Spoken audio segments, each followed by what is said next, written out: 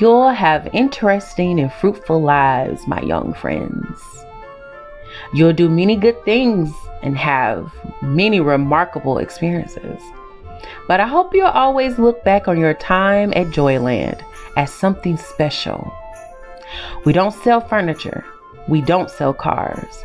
We don't sell land or houses or retirement funds. We have no political agenda. We sell fun. Never forget that. Thank you for your attention. Now, go forth.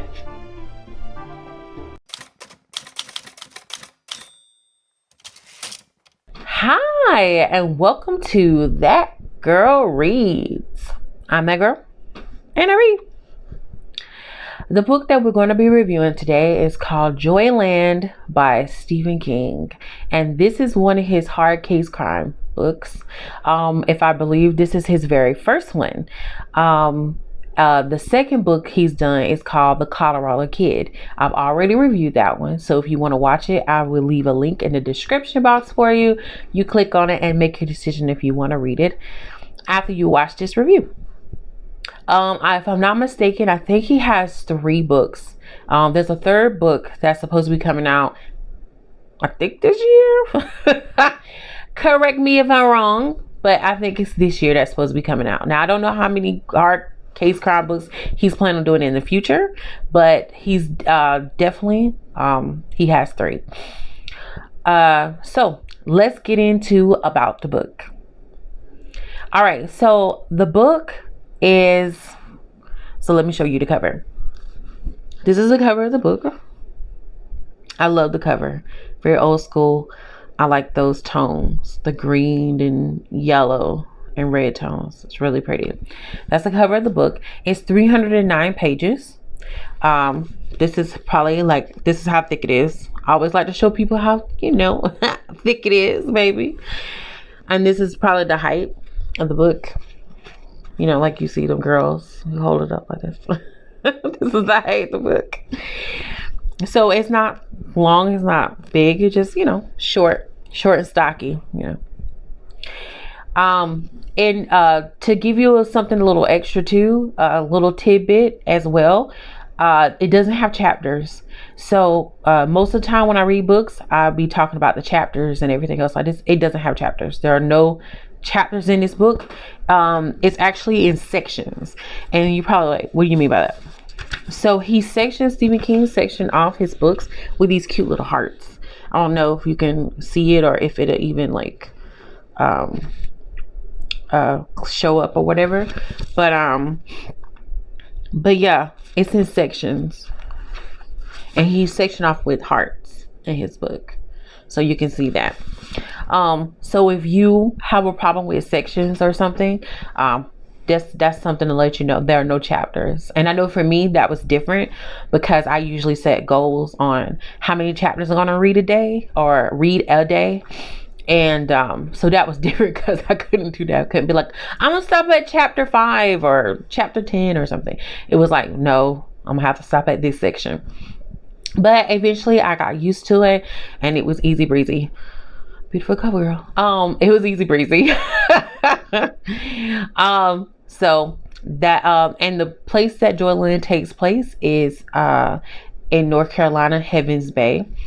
And little fun fact, there is a real Joyland. There used to be the original Joyland, which was in Wichita, Kansas.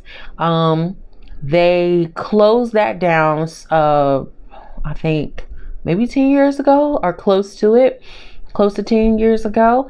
So that was original Joyland. So that is a real place. But if you want to visit Joyland still, that's actually open, there's one in Texas. There's a Joyland in Texas. Yes. So there is a real Joyland in Texas. Maybe I should go visit. Go see what it's all about. Maybe not. I don't know. But yes, so Joyland is real. Not in North Carolina, but definitely it was real in Wichita, Kansas, which is now currently permanently closed for good. But if you want to ride some rides, go to the amusement park in Texas, Joyland in Texas. Okay, let's get into the characters and who we have. So first of all, we have Devin Jones, which is the main character. He's the number one. Whole story is about him. He's a 21-year-old college kid who decides over the summer to take a job in North Carolina at Joyland amusement park to kind of, get away from his girlfriend. Well, his girlfriend found herself a job. So he says, well, since he couldn't be with her, he decides to go to find a job at Joyland. And he's going to work there for 3 months over the summer. And so when he gets there, he Miss Shoplaw, who is another character you will see throughout the book. She is the person who owns a B&B. You can rent out rooms and stuff for the summer or for however long. And she is the one who tells him about the murder. About this young girl named Linda Gray, who got murdered. Her throat got slit on one of the rides, one of the haunted rides, or I shouldn't say haunted ride, but they call them the little horror haunted rides or whatever, little scary rides, I should say. She got murdered, and this was a few years before Devin showed up. So that's kind of how the murder and everything gets incorporated into about Joyland. So then we have our other characters. We have Tom and Aaron. Tom and Aaron are, two college students. They decide to come to Joyland to work. Tom will be working with on the same team as him. As Aaron, she is going to be working as, I forget what they call them, but she goes around and she takes photos. She takes photos of families and kids and has them come over to the booth and they pay for the photo. You know the deal. And she wears this cute little green dress and she has bright red hair, which she is the cover of this book. That is supposedly Aaron. So he becomes best friends, and not just best friends for a few months. They actually become best friends for life, until they're old and in their 60s. So you have Tom and Aaron. Next you have Lane Hardy. Lane Hardy is the guy who showed Devin the ropes. He literally is the one who showed him how to run all the machines. He showed him how to talk the lingo. He's the one who kept his spirits up. He's the one telling him, say, hey, if anybody mess with you, you let me know. That whole type of thing. He's just hardcore guy. Everybody likes him. He's straight to the point. Everybody really likes him and everything else like that. So we have Lane Hardy. We also have Eddie Park. Eddie Park is the a-hole of Joyland. He is a butthole. He is. And no one likes him. Nobody likes him. He comes off very crude. Has an attitude. Doesn't care about anything in life. Or anyone. And he wears gloves a lot. All the time. So we have Mr. Eddie Park. And then we have Rozzie Gold. And Rozzie Gold, she is our sidekick. She is our lovely, dovely little sidekick who the first time that Devin shows up, she tells him, you have a dark shadow and that you are in danger. Now, isn't that something that you have to hear the first time you show up at Joyland? Really? Someone wants to hear that.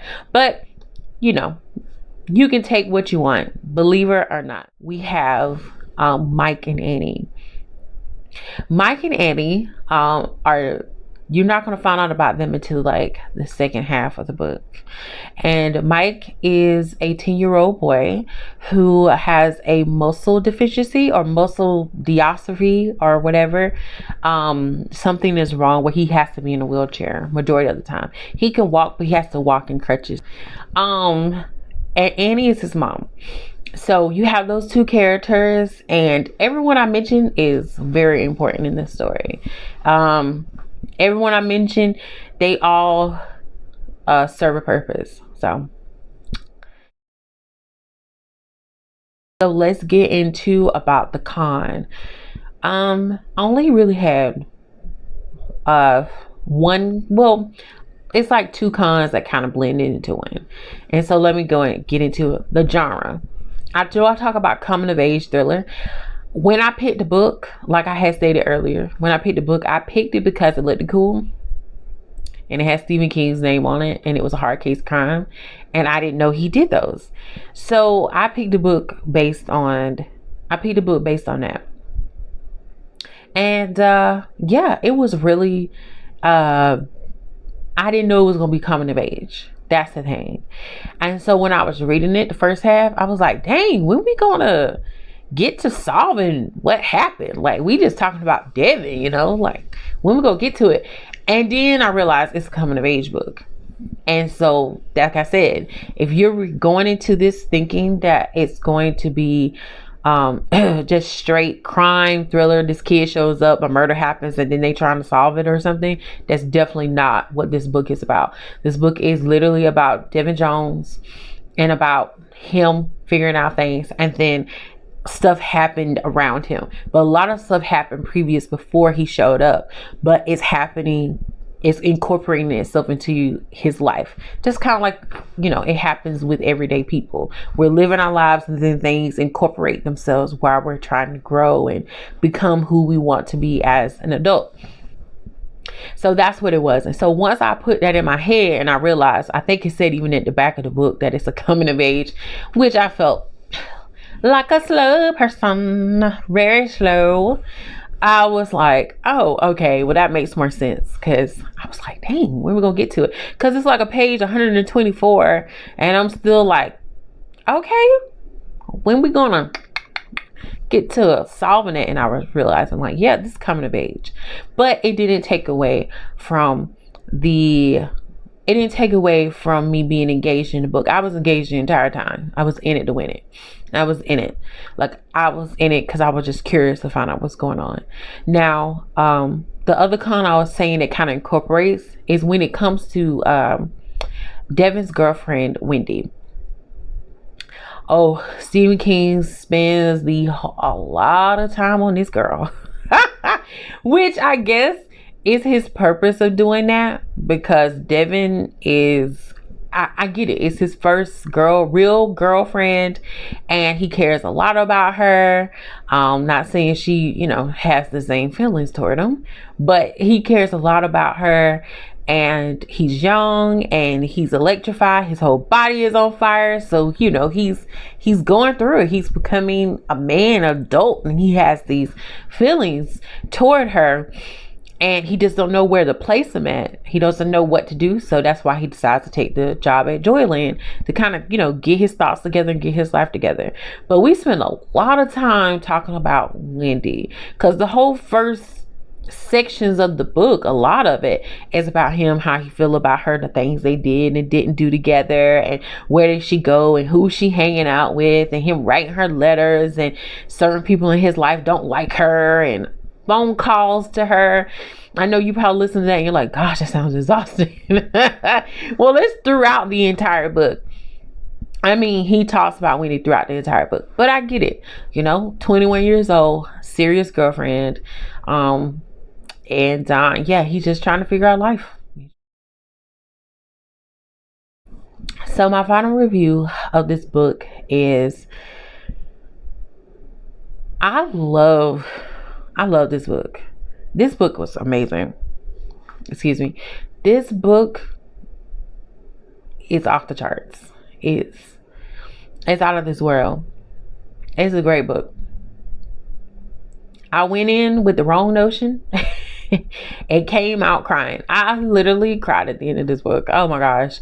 I'm not too much of a crier, but oh my God, this book made me cry. And like I said, it's a little difficult to tell you without telling you. It was great.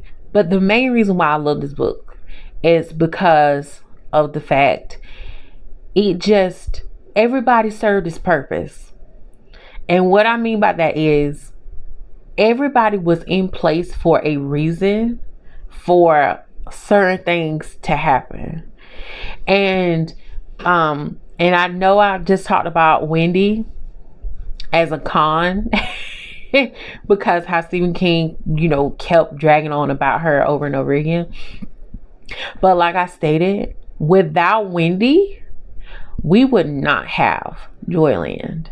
We wouldn't have Joyland. Seriously, without Wendy Keegan, we would not have Joyland. And it's like that because Wendy, being who she is, being a young 20-something-year-old girl herself, beautiful, has her whole life ahead of her. She wants to enjoy and have fun, but yet she has Devin wrapped around her little fingers, and she knows this, she knows this. If it wasn't for her attitude and who she was and her personality, Devin would have never went to Joyland, and we would never find out anything. We will never find out who the killer. And that's what I'm gonna tell you too. You're gonna find out who the killer is in this story. You're gonna find it out. Unlike the Colorado kid, that you don't know who did what and all this other stuff like that. It's like a open end and you're just still trying to figure out what's going on. You don't have to worry about this with this book. You are going to find out who the killer is and why they did it. You're gonna find out. And so I'm gonna go ahead and I'm gonna give you that. You're going to find out who the killer is. And without Wendy though, you wouldn't have Joyland, to be honest. It would have been there, but nobody would have known. And the killer probably would have never got caught. Just putting that out there. And everybody else that I mentioned, or all the people that were brought up in this story, even Mike and Annie, to talk about them. Mike and Annie, I mentioned that they are in the second half of the book. They are in the second half of this book. Starting on like page, 204 or something. They are in the second half of this book. And they went from being probably unknown characters, because you don't hear about them the entire time, to them being the main characters, to them being the main characters that are like right there with Devin. Just right there. Level with Devin. It's crazy. And some of the people that you like and don't like, it's your emotions are going to be all over the place, because you'll be like, what the hell is going on? What's happening? And so, like I said, I cried so much at the end of this book. So if you are a crier, be prepared. Maybe it was just me. Maybe it's me, because I don't read tearjerkers. I don't read too much drama, because I know it gets me emotional. So I read this because it's a thriller and it's, crime and murder and everything else. But honey, it had me crying at the end of this book. I was crying at the end of this book. I was crying, tears pouring out of my face. Everything was in place for a reason. Down to just the last sentence. This book was out of this world. It was good. This was a really good book. It really was. And that's why I'm going to give this book a rating of Mr. Johnny 5. Johnny 5. If y'all remember Johnny 5 from Short Circuit. I know, I can't help it. From the 80s, Johnny 5. Short Circuit. So this means this was excellent. This is 5-star rating. Mr. Johnny 5 himself.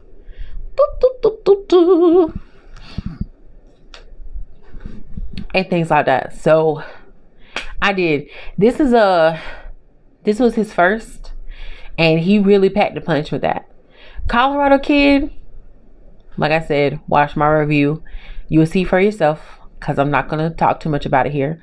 But this Joyland, yes, really good. Now, like I said, if you plan on reading it based on my review, I hope that you enjoy it as much as I did. And if you read it and you don't like it, sorry. I didn't write it. I'm just giving my review and excited about it, because I went in with the whole wrong entire notion about it, and then come out loving it and crying. So that's the best reading, when you're kind of like, you got the wrong interpretation about it and you end up liking it or loving it actually. But I definitely would highly recommend this book, especially for if you like hard case crimes. This is a book. But like I said, this book is coming of age first, then thriller, then crime kind of incorporated here and there, and mostly at the end. So this is where we do the spin wheel and let it choose for the book I'm going to be reading next time.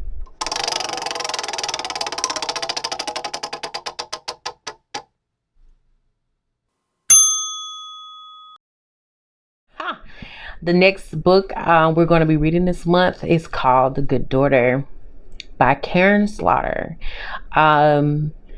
This would not be my first time reading a Karen Slaughter book. I've read 2 of Karen Slaughter books. Her first book I've read was called Pretty Girls. Yeah, that she can go into detail about some gruesome things. And the second book I read by her is called Cop Town. So this is The Good Daughter. So yeah, I love Karen Slaughter, so I'm excited about reading it and seeing how it's going to be. So hopefully you read with me, and I will see you next month, and we will be talking about The Good Daughter with Karen Slaughter. So Joyland by Stephen King, definitely purchase. Buy it, read it. You won't be disappointed. But like I said, it's a coming of age story first, then a thriller, then crime sprinkled in there. You'll get more into the rest of it at the second half of the book. But even then, it's maybe 20 minutes worth, and the rest is just I'm crying. Not because it's bad, but crying, happy, and other things. And so if someone have read this book, they know exactly what I'm talking about. They're probably like, yeah, I understand why she cried. And for those who don't, read it and find out for yourself. Joyland, read this book. Yes. Okay. Ta-ta for now. Ta-ta.